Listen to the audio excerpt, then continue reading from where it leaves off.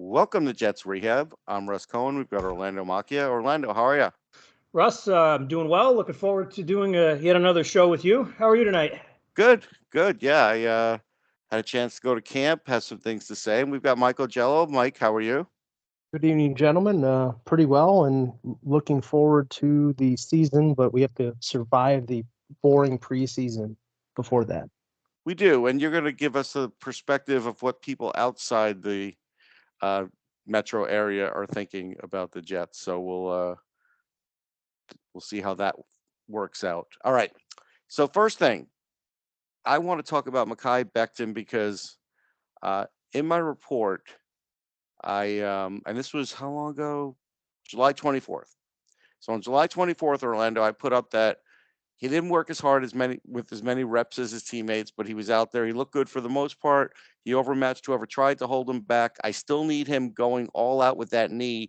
It still worries me because he wasn't taking the same amount of reps as everybody else. And sure enough, 2 days later, we now have to worry. It was reported we should now start worrying about the knee.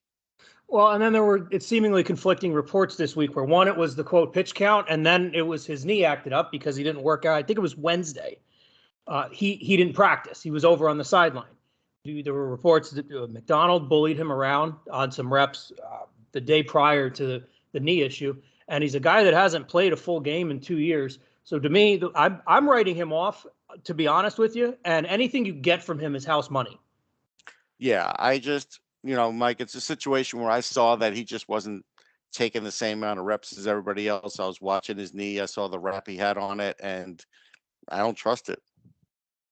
And as you shouldn't. I mean, there have been players over the last few years with the Bills that have had chronic injury issues, offensive linemen, and Brandon Beane, summarily dispatched them because you couldn't depend on them. And then halfway through the season, you're having second and third stringers playing offensive line. So, I mean, never is it more important to have a healthy offensive line with a 30 or 38-year-old quarterback. Now, as you told me, Russ, he still looks mobile, but you don't want him taking abuse. You don't want him getting hit Right. as little as possible, because that will add up as the year goes along. And he's not a young spring chicken anymore that he can recover from that. So the offensive line and the health of it is extremely important for the Jets. No doubt. And Orlando, I was pretty close to where Rodgers was working out most of the time when I was there, and posted some videos on my YouTube where you could just look at it. It's Russ Cohen, and um, on one of them you could see how when he rolls out, he could hit the target, whereas Zach Wilson, can't really. And by hit the target, I mean you hit the target, it's like a pitch back and the ball falls in the bag. Um, Wilson was having trouble with that play. Like no problem with the rollout, but he would hit high on it. And then you could see on another video where Rodgers was actually giving him instruction. And that's something that we kind of wondered about, and it was good to see.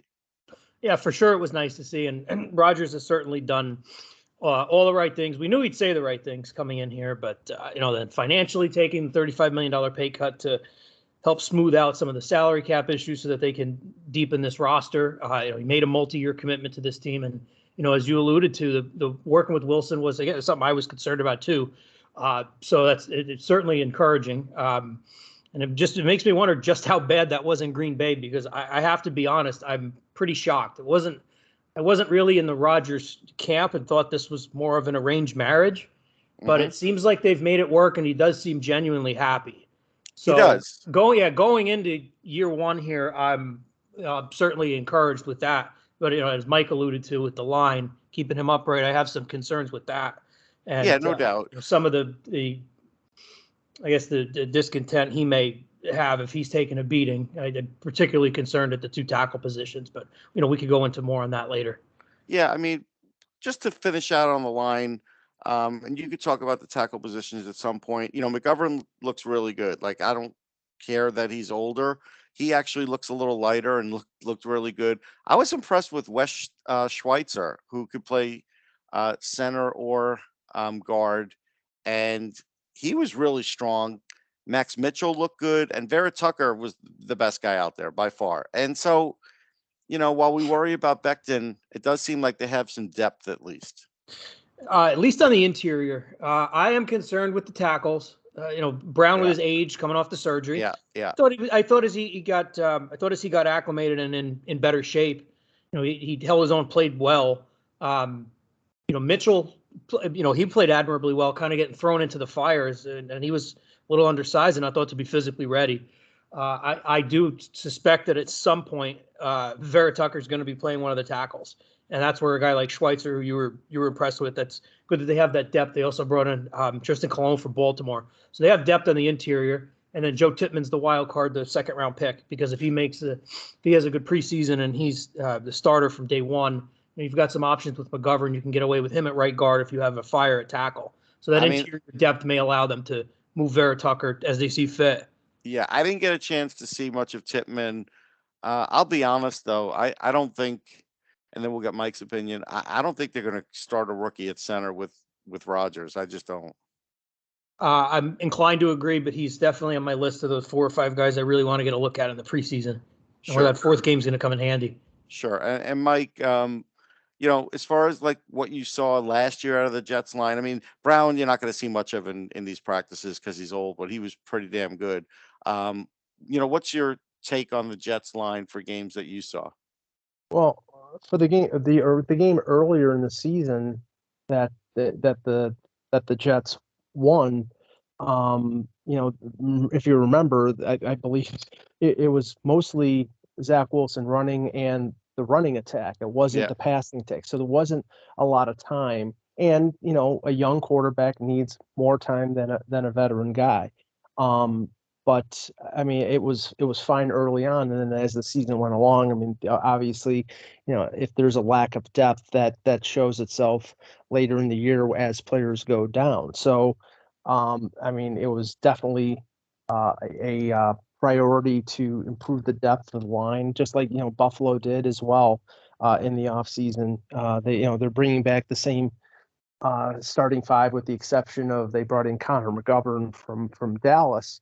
They need to keep Josh Allen uh, healthy, and he got hurt in the game against the Jets. So that the main priority for both these teams is to keep their quarterbacks healthy. That seems to be the factor with almost every team in the league, but I think with these two particular teams that have Super Bowl aspirations, it's a must.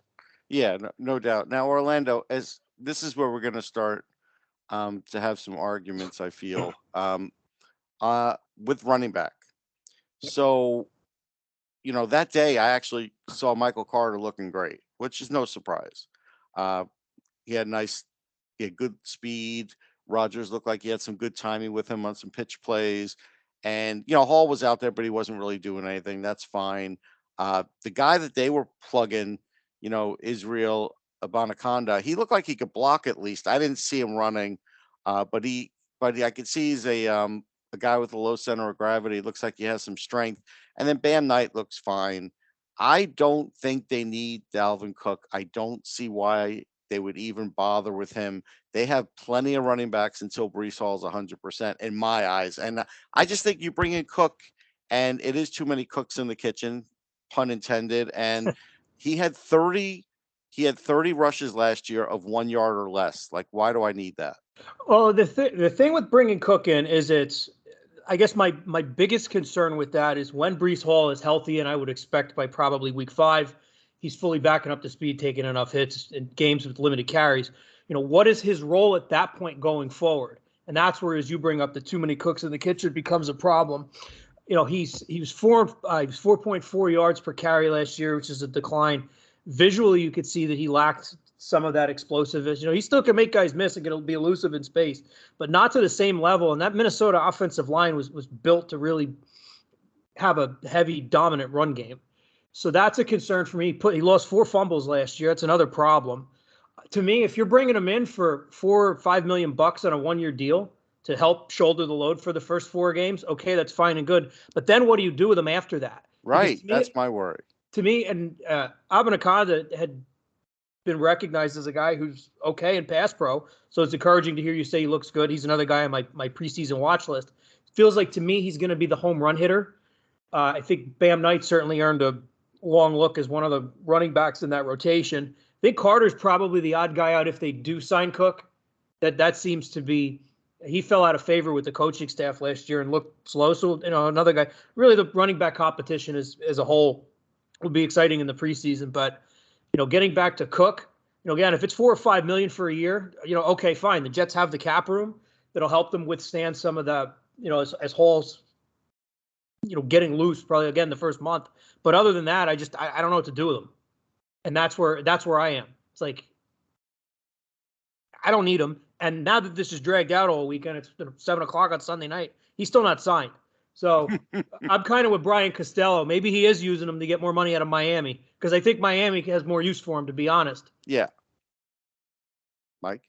And there's some talk about Dallas as well because they didn't sign Ezekiel yet, and he's talking to the Patriots. I mean, Russ and I talked about this the last few days.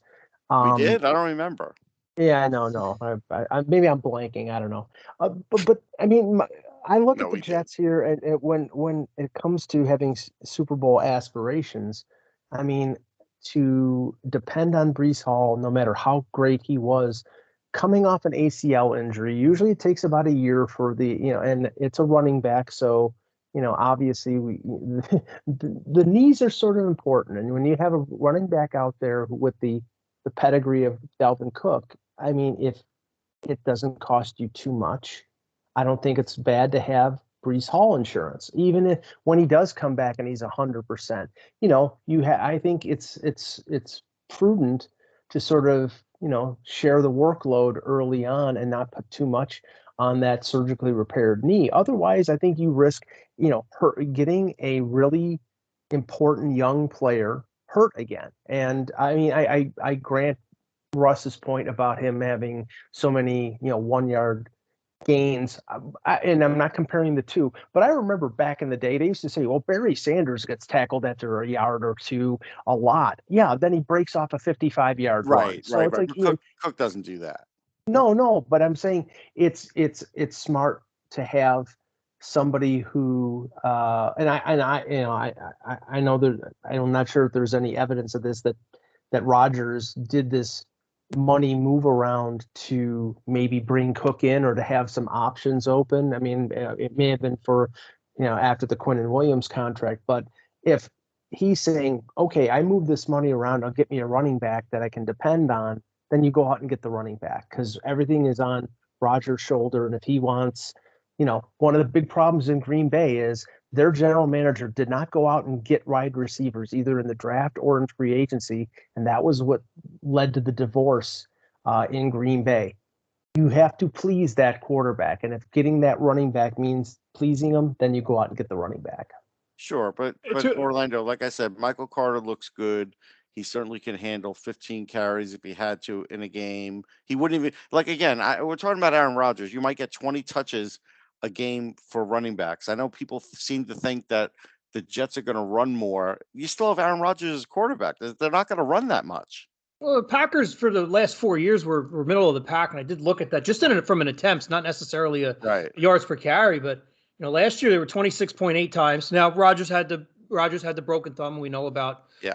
Until Christian Watson went nuts in the second half of the year, the Packers were really bereft of any talent at the receiver position. 25.9 attempts, 18th in the league in 21, 27.5 for 13th in 2020. Those prior to both those back-to-back MVP years. Then in 19, the first year of LaFleur, they were 25.4, 16th. So, 25 to 27 carries with a bevy of running back depth is going to happen. And it's not just going to be to protect leads. No. Now, the Jets receiving core is good, except for tight end. Like, tight end is just brutal. Like, it's just, I'm not even sure what role the tight end will really have this year. Orlando, I don't know. Yeah, well, Conklin at that point that was a big disappointment last year, especially early with the drops, the fumble problems. Uzama being a complete non-factor, except for the game against the Lions. Yeah. And then Ruckert, who it seems like may be unleashed a little bit, at least as a run blocker, I would guess. But that's not a position they have a lot of depth. Hackett's offense is friendly to tight ends in the red zone, so that would seem to indicate Ruckert would be the guy. Conklin wasn't really a big red zone contested catch kind of mismatch. Maybe Ruckert finds a niche there. Otherwise, Come on, you're kidding, maybe. right? Yeah, but I'm you got to Ruckert's throw something out horrible. there, right? Like, hey, maybe it's you catch everybody off guard in a 2 tight end set, right? No, But he'll drop it. No. how is he? I heard about the ridiculous catch that he made in camp the other day. Somebody latched onto him, but what'd you see from him when you were there? Because you were there Saturday, right? Yeah, with the little pushing around and stuff. I didn't care that much about that, but the thing is, it's a little bit like, again, camp gets a little silly when, I was seeing like, oh, look, McCall Hardeman had all these catches in the red zone. He's not a red zone guy. Like, it's just, you have to know what you're looking for at times. All right, so then I guess we're praying for the jump balls to Lazard, and maybe they can actually move the football. Already. Maybe they can actually punch in a 2-yard touchdown. Yeah, what do you think about Lazard and Wilson and those guys getting hurt already? Like, I know nothing was serious for either one of them, but I don't love that. Oh, the Garrett Wilson, they gave me a panic attack, and then it looked like it was a low ankle sprain. They said it's going to be about a week. He's not in a walking boot. I saw that as of today. So, ease him in. I probably wouldn't play him in the preseason at this point. Let him get ready for September. We've seen a lot of these freak things, even Burrow with his calf non-contact the other day. I mean, the Jets are smart, Mike. They're just going to let Joe Klecko and Darrelle Revis play in the Hall of Fame game instead of some of their good guys. Yeah, put every skill player in bubble wrap. Every defensive end, every offensive tackle, Rodgers. I mean, everybody. I mean, that's what everybody does. So play your rookies, play your free agent ads. Get a good look at everybody. I'm sure that some of the important players are going to get a series here or there, but things are too important. I mean, the Burrow situation in Cincinnati. I mean, they said several weeks. Nobody seems to know what that is. But if it's 3-4 weeks into the regular season, and it's they said it's a grade 1 calf strain. That means he basically can't run until it's completely healed. So that's traumatic for Cincinnati in terms of their positioning in terms of the playoff mix in the AFC. And that's why, like, going back to the Dalvin Cook thing, the first 4 or 5 weeks of this season for every team is extremely important. You've got to win those games. If you dig yourself a hole too deep, then you're automatically fighting for a wild card. And in this division, I mean, the Jets could win the division. They could compete with the Bills. I agree with you, Russ, that I think that Miami is a paper tiger. Yeah, I think so. Especially after losing Jalen Ramsey for probably most of the year. So, I mean, the first, quarter or 5 or 6 weeks of the season is extremely important, and you can't fall into a hole. And I said that before, even the Ramsey injury. I just wasn't buying it, Orlando, as far as Miami went. But other things that I'm seeing from camp reports, Ty Conklin showing his toughness. Yeah, okay. I'd like to actually see that in the regular season. The one thing, though, Orlando, the one guy we're not mentioning that you actually can throw a jump ball to is Corey Davis. He has somehow survived all this. Yeah, he is the number 3 receiver now on the depth chart, so should get some more favorable matchups if he could stay on the field. And now that he's got a quarterback that can put the ball in his hands, let's see if the stone hands were just a part of the woeful inaccuracy of Zach Wilson, or that remains to be a problem. I'm curious to see how they're going to use them, because you got Lazard and Davis. You got 2 big bodies alongside Wilson. So I'm really intrigued to see what kind of sets they run and how they work those 3 guys in simultaneously on the field. But for Davis, I don't have many expectations. So for the backup, I don't know how you could. Sorry, I said no. I don't know how you could. I have no expectations for Corey Davis whatsoever. That's fine. I think he's good for the jump balls, though, the 50-50 stuff. Maybe once in a while he does get open like midfield because he's big. He was able to do that even with Wilson. For that third quarterback spot, I watched a lot of Tim Boyle and Chris Streveler, and I see nothing out of Boyle.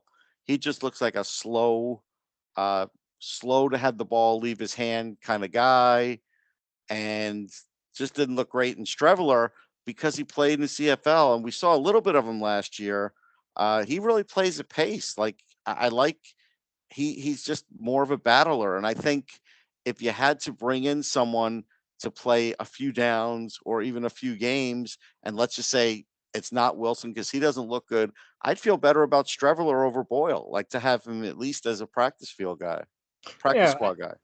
right. And then we'll preface that if we ever see Chris Streveler or Tim Boyle, well, this season was a total disaster, and the Green Bay Packers are looking at a nice draft pick. But Boyle, when I took a look at some of the preseason snaps, like you said, he's very much a statue in the pocket too. Yes. And not a lot of zip on his throws. No. Whereas Streveler brings that CFL kind of gunslinger, the mobility outside the pocket. The game against Jacksonville, you kind of write off. He made some plays with his legs, made a nice throw or two, but again, I'll just say that again. If we're looking at either Streveler or Boyle, Well, you never know. Like sometimes, well, I mean, let's put it. If Zach Wilson plays a snap this year, I think we could pack it in. No, I don't think it's like that. I think there's always a game where, hey, what if Rodgers gets a concussion and he's out for a game or two? It's a 17-game season. We're going to see Zach Wilson. Like, he is going to play. If Aaron Rodgers misses 2 games with a concussion, the Jets will go 0-2 in those games. Well, they might go 0-2 with him. Like, I mean, that's just, the beginning of the year schedule is tough. The 6 games a gauntlet. First 6.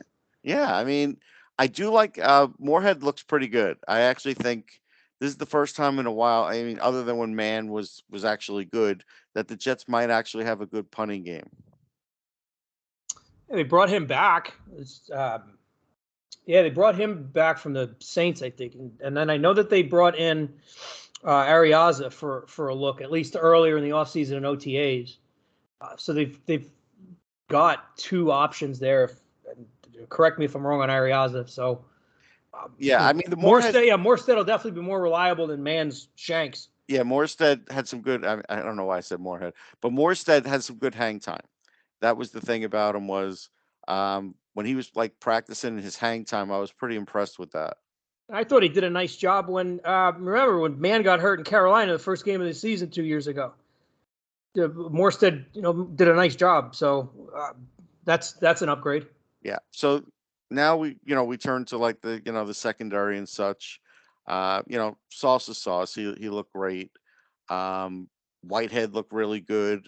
I saw him make a really nice interception. When it was probably the receivers coach that was going out for the pass, but it doesn't matter. There was good communication. Obviously, the secondary is no longer a problem. I still worry about linebacker because they're kind of old there, but in the end, I do think the Jets will score points and they can prevent points, and I think that's probably the strength of the team, Orlando. The secondary is definitely the strength of the team. Now, God, obviously Sauce, but God forbid DJ Reed goes down, especially when you look at the gauntlet of teams they're playing against, they're going to have problems.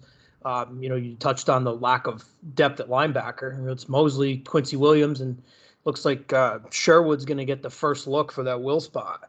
But that's a position that they don't have a lot of depth at all, and it's a position group that struggled during the meltdown at the end of last year. So I'm concerned there. I have some concerns with safety too. Tony Adams, another guy on my list to take a look at in the preseason. Salah's been raving about him.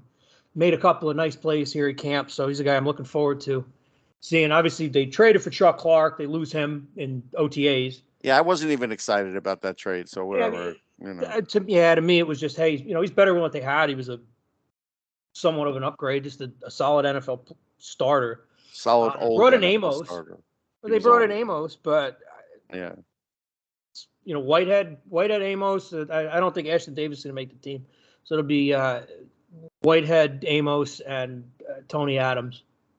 Yeah, I won't miss Ashton Davis. Mike, I mean, as far as, with the Jets, I think their big thing when they're going against a team like the Bills, who I do think there's a chance Jets and Bills are like the 2 best in the AFC. And I'm not saying the Jets will beat the Bills out. I'm not. I'm looking for second or third place, but their secondary is definitely tougher, and last year they started to show that.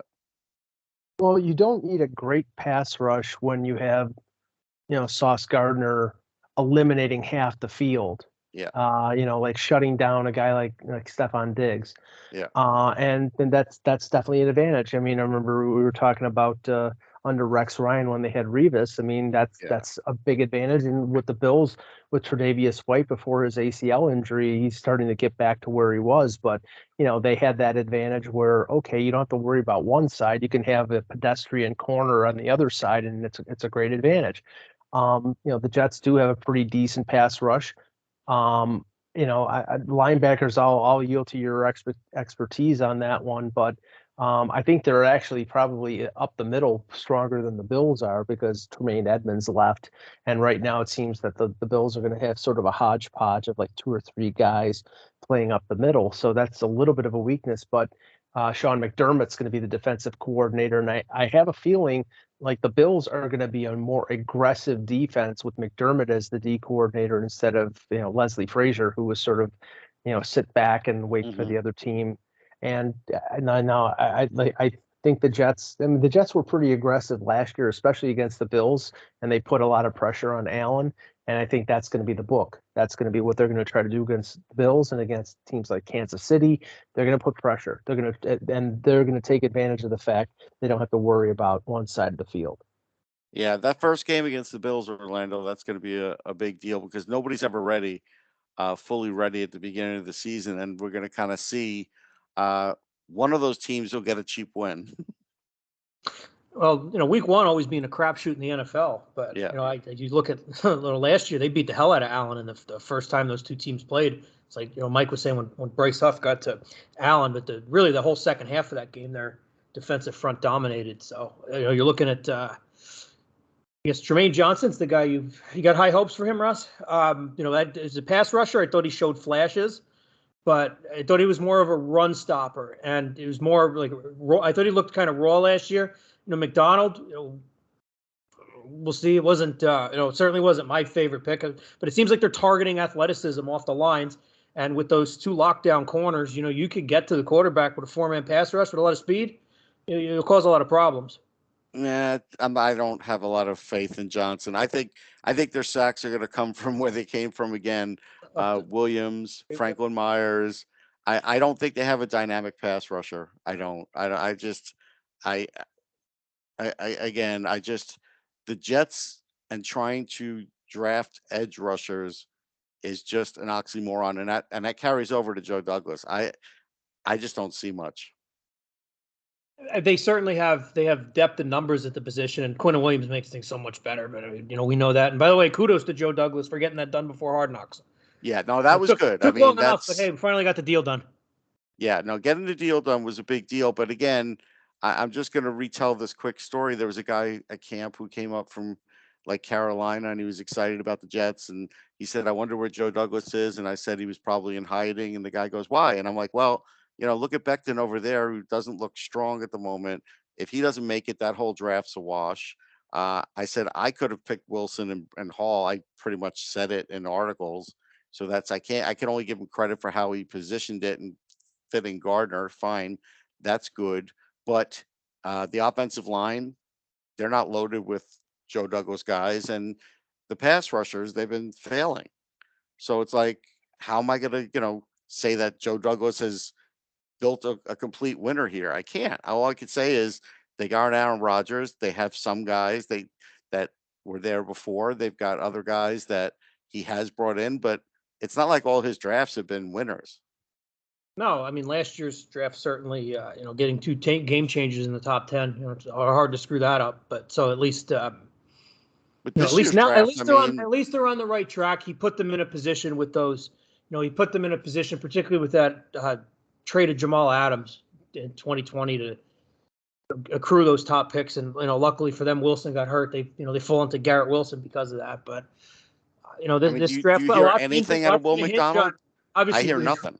his job security hinges on Rodgers, obviously, and where that sucks for him is that was clearly a Woody decision. But that's at least the way it sits to me. If this thing goes off the rails, Woody's probably going to clean house. Yeah, I mean, do you hear anything about Will McDonald? I haven't heard anything. They say they said he looked good. He has some real speed off the edge in camp, but until you see it with your eyeballs, who knows? They said that about Johnson last year too. They did. What did Johnson have? 1 or 2 sacks the whole year? It'll be like Johnson last year, right? But part of that too, he only played like 37% of the snaps, so they'll probably ease in McDonald. But I guess at that point, then is Bryce Huff going to be more than a situational third down pass rusher this year? Now, how much does he's kind of like that tweener guy. That's a good point. Well, he was their situational guy on third down. How much with Quentin Jefferson coming in, how much time does Franklin Myers see on the outside as opposed to in? Too. That's another thing that remains to be seen. They lost Rankins, but they brought Solomon Thomas back. They signed out Woods, so they have some depth in the interior. So JFM's probably going to play more on the outside. Yeah. All right. So Mike, if the Jets and the that's okay. If the Jets and the Bills are the two best in the AFC East, what do you see out of the Bills this year? Well, I mean, I think their biggest concern right now is the health of Von Miller. I mean, obviously he had an ACL injury on Thanksgiving. There was a lot of talk, and it was the same happy talk that they had last year about Tre'Davious White coming back at the beginning of the year, and then he didn't come back until around Thanksgiving, which is, was about a year since he had hurt the knee and had the ACL surgery. I think one of the reasons they went out and like refilled their defensive line, getting Poona Ford, the defensive tackle formerly of Seattle, and they brought in Floyd, the defensive end that used to play with Miller with the Rams. They loaded up, I think, with the expectation that they weren't going to rush Miller back. And, they need him for the second half of the season. And not to say they can, tread water, but they want 100% Von Miller, not a Von Miller playing on one leg. That being said, I think the other concerns are, there was a lot of talk about DeAndre Hopkins and them going after him or going after a secondary weapon to sort of take the pressure off of Diggs. That didn't happen. Now they've loaded up with some different types of weapons like Deontay Hardy, who is a Pro Bowl kick and punt returner with New Orleans, and they're going to have him basically as the replacement for Isaiah McKenzie, as sort of a slot guy, speed guy, jet sweep guy. Sherfield, that was formerly with the Dolphins. I think there's going to be a bigger role for James Cook in the offense, although they brought in Damian Harris from New England. They're expecting big things out of their first round picks, Dalton Kincaid. Basically, if the ball's thrown within 5 yards of him, he's going to catch it. He supposedly has those kind of hands. So they're, dreaming up, him being sort of a big slot type guy. So they've added a lot more weapons to the offense. I think they want to diversify the offensive attack. I think their defensive backfield is better. I think they're a little weaker at linebacker, but their defensive line is overall better. It's going to all come down to health with both of these teams. And then that's always a random thing. Do I think that either one of them are as good as Kansas City? No, but Kansas City, they've been remarkably healthy over the last few years, and fate sometimes rears its ugly head. So, we've already seen it with Burrow. Maybe we see that with some key players on the Chiefs. Yeah. All right. So Orlando, going back to Will McDonald. So, I'm reading some of the stuff. I'm aggregating in my mind off of Twitter what people are saying. And okay, so here's the thing that drives me crazy. So Saleh said, once he learns how to run through the OTs, he's going to be one dangerous man. I mean, what the fuck? Did Richard Dent have to learn how to do that? Like, if you're drafting a guy in the spot they drafted in, shouldn't he already know how to do that? I have one word for that when I hear that comment, and that's project. Yeah. Mm-hmm. Jeez. I have to be honest. I was looking at the quotes. I didn't see that. Yeah. But this was a pick. It was a little bit of a head scratching pick at the time. So like, I don't know, the jury's out for me, but like, I hear that, I'm like, you kind of threw me a knee buckler there, Russ. I'm not going to lie. I was just, it's like, I don't want to, they draft these guys, and I don't want to hear once he learns how to do this. He's got like 3 more weeks to learn how to do it. You know what I mean? Yeah, I mean, sure. Like, things take time, especially with the pass rushers. But hearing that tells me my expectations for year one are probably in line with Johnson last year. Yeah. And again, we'll see in the preseason, but it doesn't scream confidence to me, at least for a day one impact. So go ahead, Mike. I was just going to say, it's like, I mean, in terms of the Jets and the Bills sort of being sort of mirror images of each other, there's been a lot of criticism. Okay, the Bills have won the division the last few years, but Brandon Beane's draft record when it came to drafting, defensive line, defensive end, Ed Oliver, they re-signed this year. He's been perceived here as being a bit of an underachiever. He's been spotty at best. Greg Rousseau, first round pick. He's only really done anything when he had Miller on the other side of the defensive line.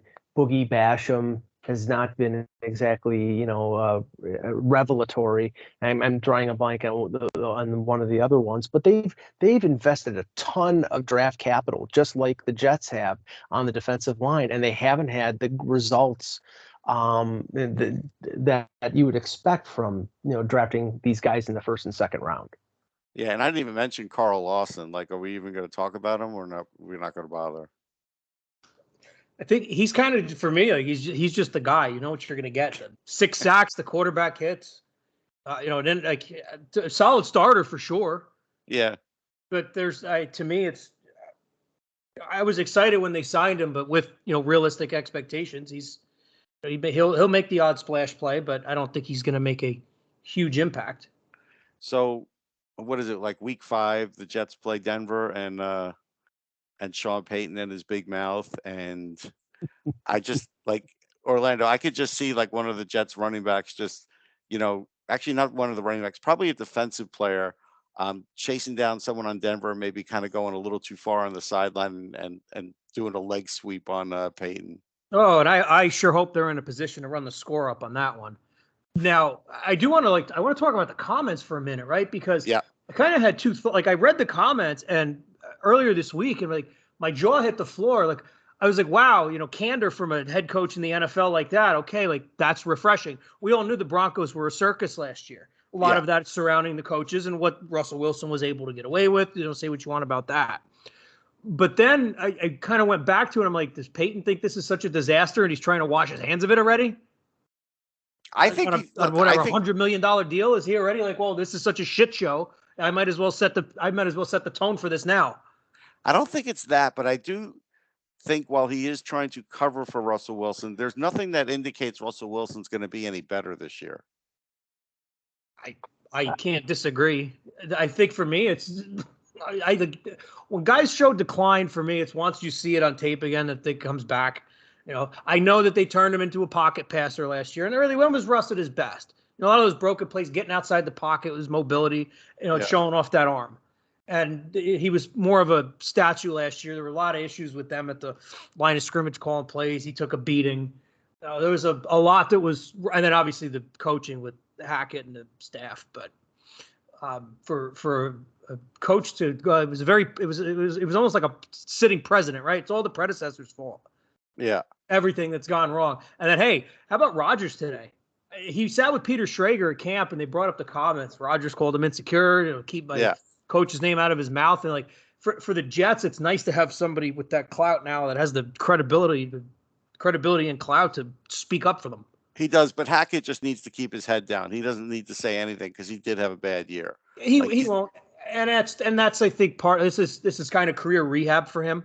Yeah. Something with Hackett I'd like to talk about that I find a little ridiculous. He is not going to be relaying the plays to Rodgers in his headset. He's going to be up in the booth calling the plays. Well, yeah, because why should he really? It's just going to waste time. Like Rodgers is the offensive coordinator, and let's be real. I had to look at the tweet here. Hold on, give me 1 second. Okay. You know what I mean, Mike? It's like you don't need to send Aaron Rodgers anything. No, but I mean, Brian Daboll was the offensive coordinator of the Bills before he became head coach of the Giants, and he was up in the press box. Yeah. So I mean, I don't think that's that big of a deal. And by the way, it's like I think Peyton is definitely throwing some shade here to, give Russell Wilson some cover because it was his year was abysmal last year. Now I can't put all the blame on Hackett, but I do think stylistically it was a bad match. Sure. And Peyton's going to try to accentuate the positive when it comes to Russell Wilson. That's why I think there's a chance that Denver is better this year. And if Wilson's 5% better, Peyton's going to get the credit for it. It's not going to be Wilson. No, it's true. I mean, that's a good point. But again, I think Russell Wilson will be okay, but he's not going to be like he was before. I just don't think so. No, but he's what, 30, 31, 32 years old. He's a running quarterback. There are not many examples of guys who are, whose uh, main positive is their legs as a quarterback that has had success after the age of 30. I can probably count them on two Yeah, I fingers. mean, this show would be remiss if we didn't mention that, he lost his job to Geno Smith. Well, getting real quick on Wilson. I think he's even like 35. So Yeah. it's even older. And I did want to go back to that. I So apologize. who would you take, Orlando? Geno Smith or Russell Wilson? I'm not buying Geno. I'm I'll going roll to the take dice. Geno. I'm I'll taking roll the Geno. dice of my reputation on Russ. Okay. Okay. All right. But I'm taking Geno. You taking Geno, Mike? I'm taking Russell Wilson. All right. Okay, You all would have right. taken Joe Ferguson until the end too. So I just want to point that out. I mean, he looked cooked, but I mean, I can't. I don't think he's that cooked. If All he right, is, I mean, I'll have the egg on my face. He's certainly not. He's certainly not one of the league's elite any longer. But So you got that quote that you were looking for? yeah. So Todd. So how they're doing it this year? Hackett's going to be up in the booth calling the plays down to Todd Downing, and then Downing's going to relay them in the headset to Rodgers. Mhm. I don't get this. This is like when LaFleur was up in the booth and then on the sidelines last year. Like, this is just like, why are you making things more difficult than they have to be? Well, I mean, I guess it adds a step, but my feeling is if I'm Aaron Rodgers, I just do the hands over the head thing, like I can't hear you, and call the play anyhow. Call whatever play he wants. He'll be calling his own audibles. Yeah. This, but I mean, it's just so like, do you really care what plays the offensive coordinator puts in this year? I don't. That's the least of my worries. No, I'm not even worried about play calling. It's just the structure of that to have. No, but I just should point out, like even to Mike, who I'm sure has seen a little bit of it. This has always been a bone of contention, Mike. Like me personally, Adam Woden always kills me on me always picking on Jets offensive coordinators. I mean, I would say the last 3 to 5 years, we've all taken shots at all the Jets offensive coordinators. This is the first year where we don't care. Right. I mean, I get your point that Rodgers with his experience is going to essentially be a coordinator on the field, but he does like Hackett. He did work with him in Green Bay, so there is some sort of symbiosis there. I do agree that it's like one step too much, relaying it to the coach on the field and then Rodgers is adept enough to not like let the clock run out waiting for the play, but I just think they could be thinking too much about this, and maybe they're worried that Bill Belichick has got some sort of like secret radio that he's intercepting their broadcast. All Belichick's going to do is keep blitzing when he plays the Jets. That's all. He's just going to hope he can get to Rodgers. Other than that, I don't think I'm that worried about New England. Are you worried about New England, Orlando? No, that's the one game in the first 6 on this schedule I'm not worried about at all. It's the one that you confidently have marked down as a win. Otherwise, but here's the big one, because I'm in the area that I'm in and I'm 20 minutes from Philadelphia, and because the Jets have never beaten the Eagles, I think Aaron Rodgers can make a lot of headway with the Jets fans, Orlando, if he beats the Eagles. If they can get that win, that would show me something like, okay, you are the first guy to beat the Eagles. And I can go back to the Eric Allen interception. I can go back to all these horrific games where the Jets look like they had it locked up at least a couple times against the Eagles, and it got away from them. To me, that's a big game because A, the Eagles fans are going to talk a lot of crap, including Anthony on Off the Post, and B, it's just we need to see something different. I'm with you. I think they're 0-12 now all time against the Eagles. Yeah. 0-12, 0-13. Now for me, I've always said that the whole Yankee Mets rivalry is a little overrated with the whole American National League thing, Yeah. playing each other, twice a year, not seeing each other to the World Series. I don't really consider, I don't consider that a rivalry in any sense. Before the 17-game schedule, they played once every 4 years. So to me, the excitement on beating the Eagles isn't that it's the first time; it's that they're able to take a Super Bowl contender down at home, and Well, both. It'll in be that both game of the if they week can do it. window. So yeah, but for me, just I don't think of it. It'd certainly be nice. All right, you finally beat the Eagles, but for me, take down a Super Bowl contender. Let's roll going into that bye week. And Mike, who's that team for the Bills that you want to see them beat them this year in the regular season, so you have an idea of, okay, maybe things are going to go a step further this year? Well, it it doesn't seem to really matter if they beat Kansas City in Kansas City or not, because I mean, a couple of years they haven't been able to get to Kansas City for the AFC Championship game, and then the one time that they did, they lost to them. So it doesn't really, they've beaten Kansas City in Kansas City twice the last 2 years, and it didn't matter a hill of beans. So I think they just have to concentrate on beating the teams that they should beat, and then, those teams that they're sort of on equal talent level, splitting against those teams. And if they do that, then they have a good chance at winning the division. But there's not one team. I mean, everybody wants to see them beat Dallas and, maybe the Giants because Joe Shane and Dable are there. But I don't think there's a great deal of hatred for those guys. Actually, they were part of a pretty successful Bills organization. But I'd like the bragging rights on Anthony too, so I like to see him beat the Eagles. Yeah, see, all right, that's good. My last thing, Orlando, and then you can cover anything that we may have missed. Is Hardman going to run back kicks? I'm hoping so. Um, that's a good question. I think there's a possibility of it. I know Abanaconda was listed as one of the guys too. So either I would guess it's going to be one of those two returning kicks. Hardman's explosiveness is certainly Yeah. tantalizing, and I'm curious to see how they use him in the offense. If they use him as a gadget, or if he has a more focal role as a guy like in the mold of a Deshaun Jackson, blow the top off a defense. Honestly, I think he's going to be that guy that gets the 2-yard pass that they're trying to get some blocking out in the field and get him open in space. I think he's going to be that guy. Well, there's certainly going to be a need for that, outside of Wilson in the offense. Yeah. So that would certainly be a welcome addition and give them another wrinkle. Yeah, and I think that's so. Anything else that maybe we didn't cover? From a football perspective, no.